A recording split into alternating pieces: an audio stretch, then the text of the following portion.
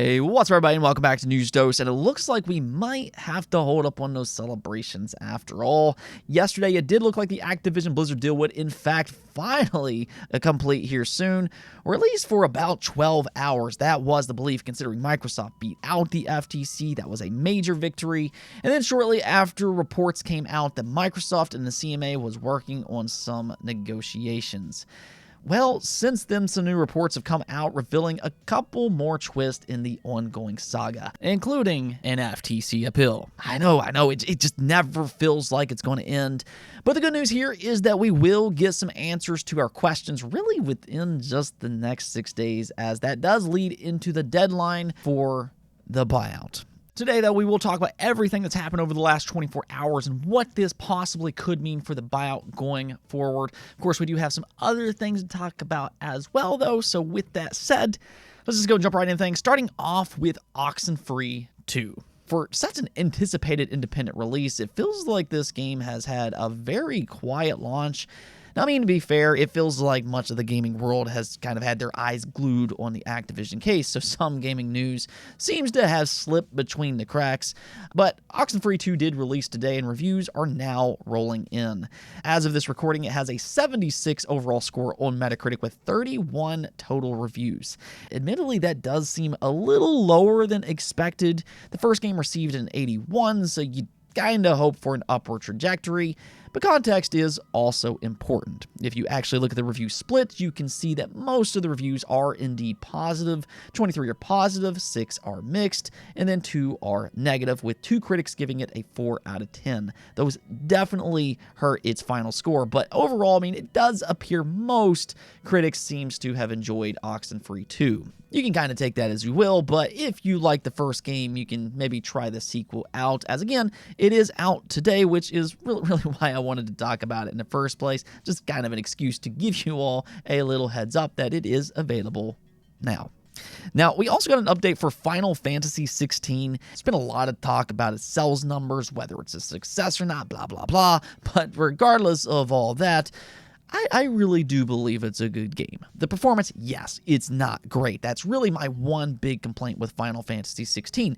But the game itself is a lot of fun, and I'm really enjoying the story personally. So if you're like me, and if you're enjoying the game, and maybe you even want more, well, the producer Yoshida touched up on that in an interview with Gamer Braves by saying, as you know, going into Final Fantasy XVI, the one thing we wanted was to create a full, complete story, something that you can enjoy beginning to end, 100% without any DLC.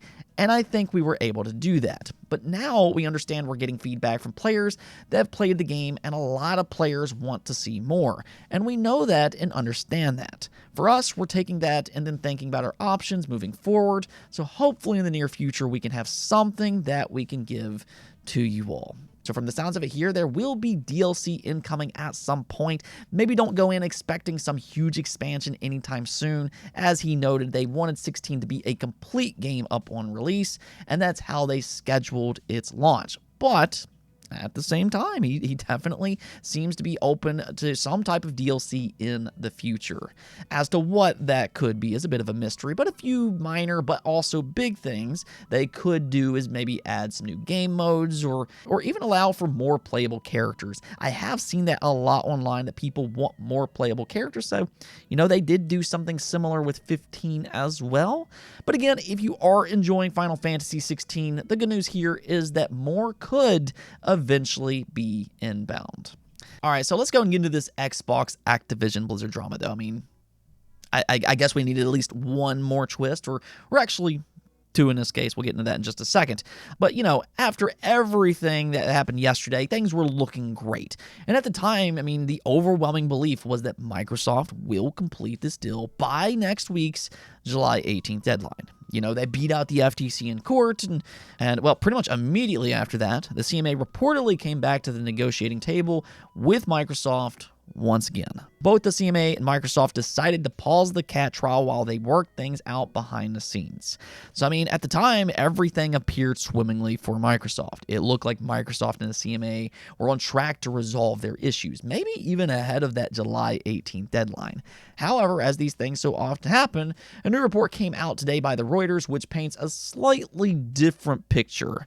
In the report, it says Britain's competition regulator, the CMA, said on Wednesday a restructured deal between Microsoft and Activision Blizzard could satisfy its concerns, subject to new investigation. That is the important part here, marking a climb down in its opposition to the biggest gaming deal in history.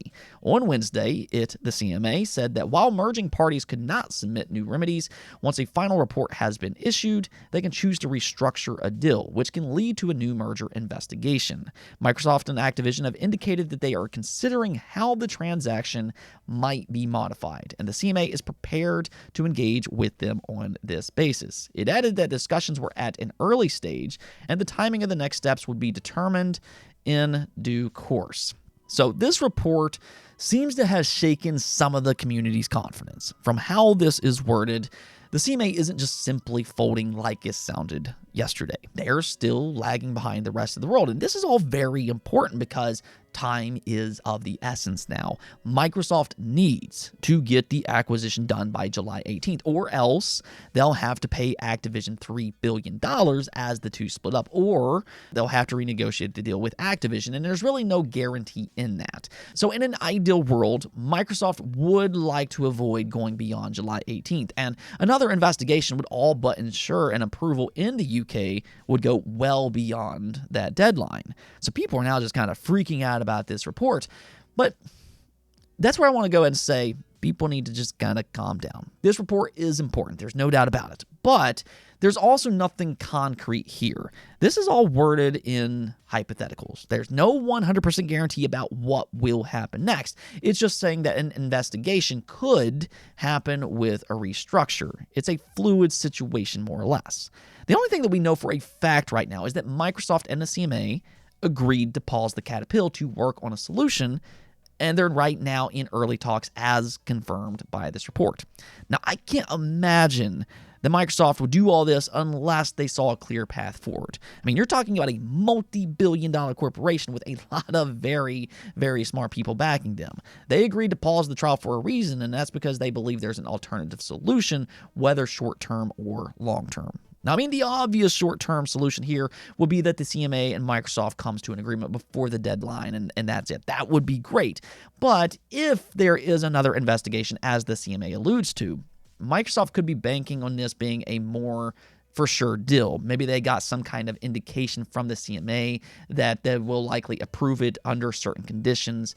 And ultimately, this could still be a speedier process than going through the CAT. Yeah, it might push Microsoft past the deadline, but in the meantime, Microsoft could either renegotiate the Activision deal knowing that the end is drawing near, or Microsoft could still close over the CMA before the deadline and just kind of deal with an investigation in parallel. Now, that's probably not something that the CMA wants to happen. I mean, it's a bad look that they're the one lone region opposing this buyout. And UK gamers, I mean, they would rightfully be mad if they don't get the clear benefits that comes with this acquisition. It would be strange for everybody else to kind of get Activision games in Xbox Game Pass, and then UK gamers would just be left out. So hopefully they come to some type of an agreement here in the coming days. I think one of the other key parts about this story, though, is about the restructure itself. What exactly is this restructure? Now, there's been some reports that it's a small divestiture, though we still don't know exactly what that is. Now, there's some speculation that it's about cloud gaming because, you know, that is the CMA's big concern. That would make a lot of sense. Maybe they just won't offer Activision games on the cloud in the UK, which, I mean, that's not really great for gamers either. I mean, let's be clear about that. That's still something that UK gamers would be left out in. But considering cloud gaming is only 1% of the market, less I believe actually, so the impact here won't be quite as massive. I think so long as Microsoft can offer Activision games on Game Pass still, this will be a fine solution for most people, as it really won't impact them too much. The concern right now, though, is that the CMA could possibly screw over UK gamers, and You know, that could become a reality if Microsoft closes over them and if the CMA just wants to remain stubborn about things. That, though, could majorly backfire on the CMA, which is why I believe they're in talks right now in the first place. I think the idea is for the two to kind of come to some type of solution. Now, we'll see how all this plays out, though. This story is still ongoing, though, and more information will surely become public here in the coming days, in which I will, of course, let you all know. In the meantime, though, and this is big news, we also got news from the FTC as they have now officially filed for an appeal. Yeah, here we go again. They absolutely are not giving up, which, coming from the FTC, I think does make sense. The reality is that I don't think they have a good case. I don't think they've ever had a good case, and I believe that they understand that. So why even do this? Well, it's because they're playing the same game that they have from day one. Their goal is to simply delay the acquisition beyond July 18th, because if they succeed in that, Microsoft and Activision might not renegotiate. Now, there's no guarantee in that. We don't know what will happen if we get to that point, but that right there is the FTC's goal. Now, that's also why Judge Corley made her decision so fast. It was unprecedented to go through a case, especially of this size, in the amount of time that she did, but justice delayed is justice denied. Judge Corley understands that. Honestly, it's actually ridiculous that any of this is even allowed to happen in the first place. I don't even understand how this stuff is allowed, but again, that's where we are. Now, the FTC still has to get an approval for an emergency stay to extend the existing temporary restraining order, which is certainly no guarantee. Ironically, just hours before, Activision's Bobby Kotick was actually asked about a possible FTC appeal by CNBC, and here was his response. I'd be surprised if they would waste taxpayer resources on something like that. I can't imagine the Ninth Circuit would grant the stay. I would think that would be highly unlikely, and it just wouldn't be productive. Well, I guess he's probably surprised after all, but I think the second part that he said here is interesting. I as well would be surprised if the FTC succeeds here. I know people keep talking about Judge Corley and her son working at Microsoft and how that could help the FTC situation, but the fact is, the FTC knew about this well ahead of time, and the FTC still wanted Judge Corley. So this means absolutely nothing, and it will not help them get an extended TRO.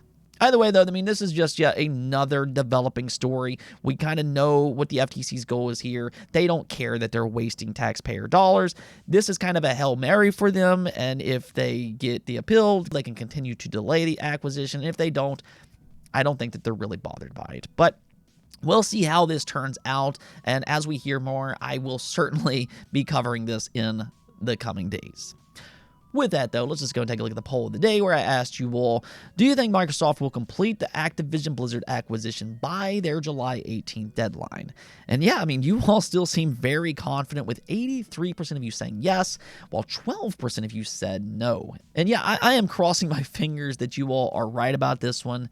I mean, if anything else, I think that there's a very good chance that this could close by next week. Now, they might have to close over the CMA, and if it comes to that, we'll see the chaos that ensues. But unless the FTC is successful in getting an emergency stay, which to me, that seems unlikely, highly unlikely in my opinion, then yeah, I think that there's a good chance that this could, hopefully, end soon. Crossing my fingers, no 100% guarantee right now, but the next week will certainly be interesting with several stories still ongoing. Anyways, though, that's it for this episode. But if you like the video, don't forget to bell notification and subscribe button for more content just like this. Also, if you'd like to support the channel through Patreon, thank you for making this content possible. Peace out.